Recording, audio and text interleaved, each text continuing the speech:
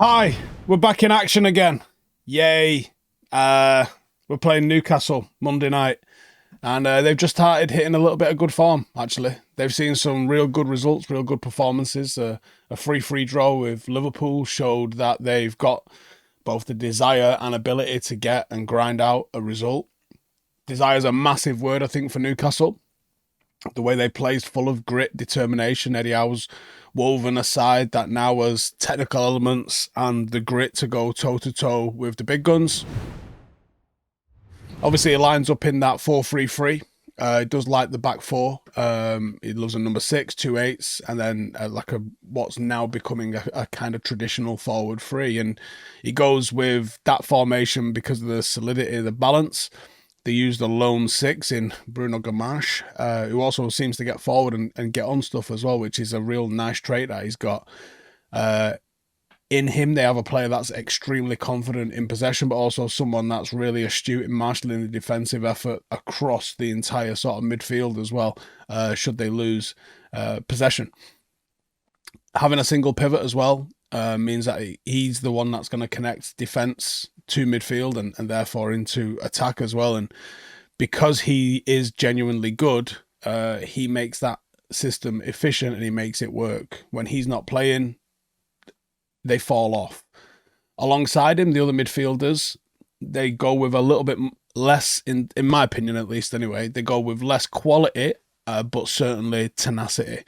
The regular starters would be Willock, Longstaff, Tonali.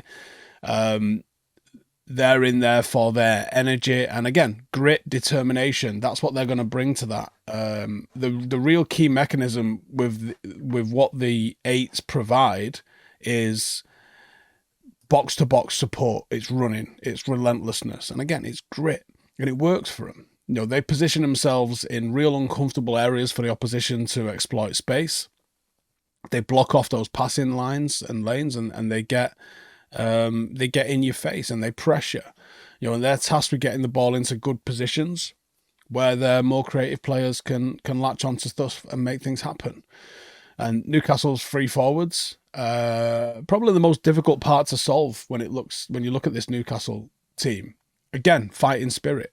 The idea that they're going to try and grind is a massive trait for them, and it makes them quite deadly. The free forwards line up with Isaac as the number 9, and obviously he's always ready to receive the ball, whether it's in behind from direct passes. He makes brilliant runs.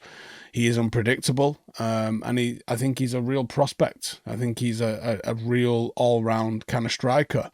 And I would say that this Newcastle team probably operates best in transition.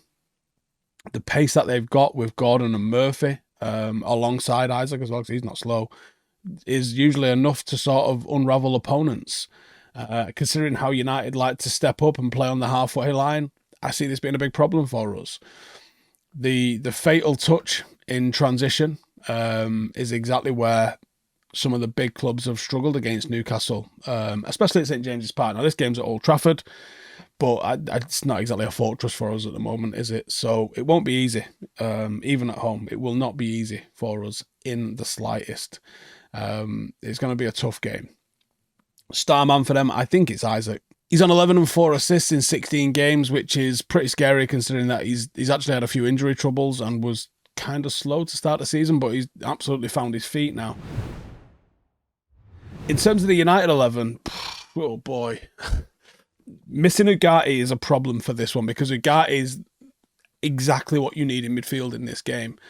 And I think the alternatives, obviously Bruno's going to be out.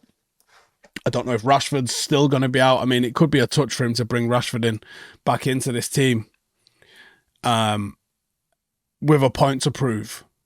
That could be genius management, in all honesty. But in terms of the United 11, what I would go with is Onana. I'd like to see Yoro, De Ligt, Martinez as the back three. I think Mazraoui and Dalot will be the wing backs, even though I'm not enjoying Dalot's exploits as a wing back at the moment.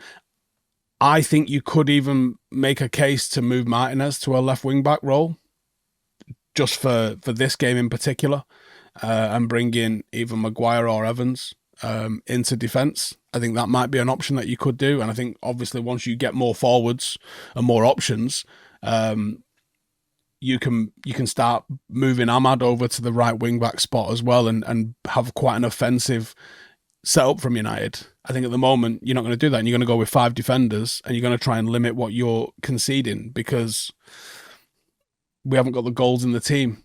But it's almost catch-22. You haven't got the goals in the team, but you're also not putting enough forwards in the team to be able to go and get the goals either. So there's a mad catch-22. Without Ugarte in midfield, we look weak.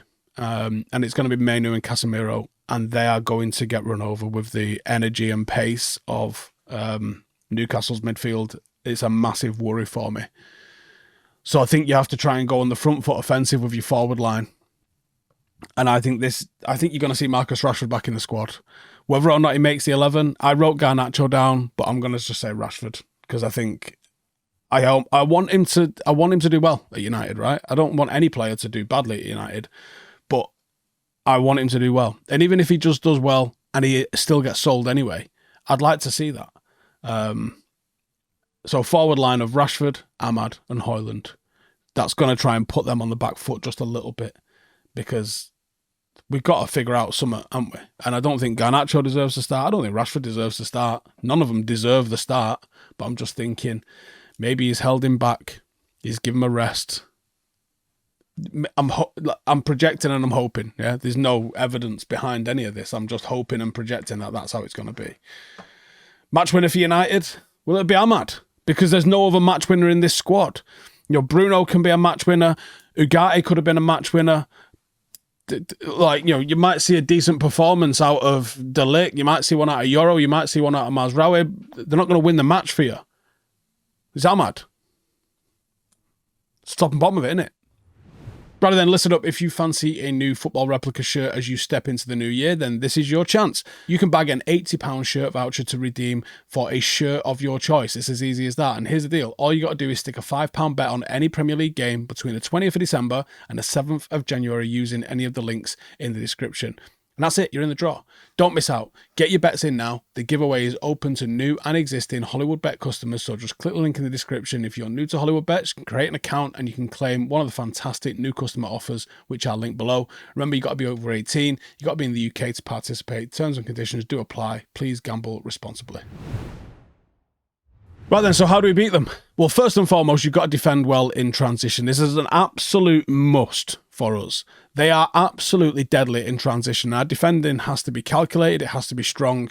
They've got so much pace in the wingers that they're not going to struggle to catch our wing backs out. So that's why I think you go with 5 defenders. And if we push up on the right hand side, left back can tuck in. If we push up on the right hand side, right back can tuck in a little bit and just give us that +1 in the back line if we need it. The cover's got to be enough to slow the attacks down. The midfield terrifies me, actually, but the midfielder's got to be real strong. You know, if we're pushing up, you need to tuck in as well, maybe. So you get in 7 players in that back line with the midfield and the defence.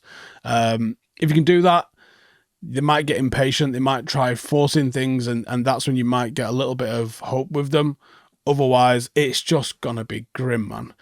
Then you got to take advantage of the transition. Newcastle, like us, push forward when they get the ball. So a lot of their games do end up pretty end-to-end. And unless they score, they can unravel. And we saw them, didn't we, last season with the basketball games, just end-to-end, who can score first. Not conceding early will give us an opportunity. Newcastle are a team that plays with a little bit of confidence, but they'll fight to the end. So United need to not concede early and just grind them down a little bit. And the game will be one of fine margins. So if you get opportunities, we have to take them. It's as simple as that. You have to take them. And, you know, it's going to come down to someone like Ahmad or maybe Rashford. The gaffer can play an absolute blinder here by bringing him back in and having him score. Whether or not he's going to do that, I don't know. But a boy can hope, right? Anyway, as always, cheers to Hollywoodbets. Thanks to you guys for tuning in, and I'll catch you in the next one. Laters.